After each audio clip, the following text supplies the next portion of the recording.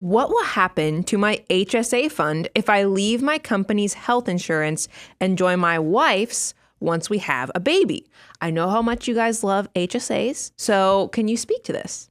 Okay, it's a great question. Let me tell you, can I tell a personal story?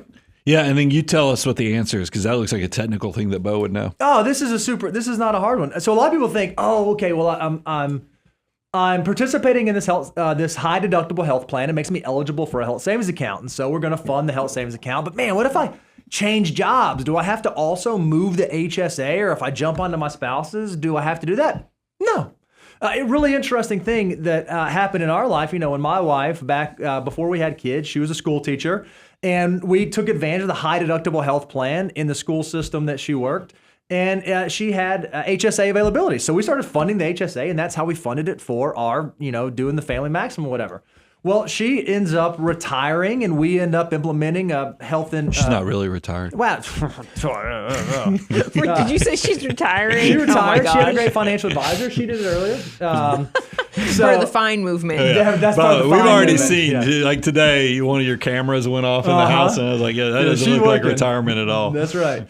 And so what happened is even though we had a high deductible plan here at Abound Wealth, I was still able to, because we already had the HSA opened up. We already had the dollars invested. It was already sitting at Fidelity. And even though it just happens to be in my wife's name because it was part of her plan, we're able to fund that HSA account as a family. So you don't have to move it necessarily if you don't want to. You can leave your HSA where it is. Now, here's what does happen though. If you have HSA dollars and when you go to jump ship and you go join another health plan and that health plan is not a high deductible plan, just because you have that HSA account opened and you have dollars in it does not mean that you can put more dollars into it. You can still use those dollars and you can still satisfy medical expenses with those dollars, but you cannot put more money in if you change plans and the new plan is no longer eligible for HSA. So it's a great opportunity for folks to let those dollars continue to grow. You can use them as like a pseudo retirement plan. You can be part of the,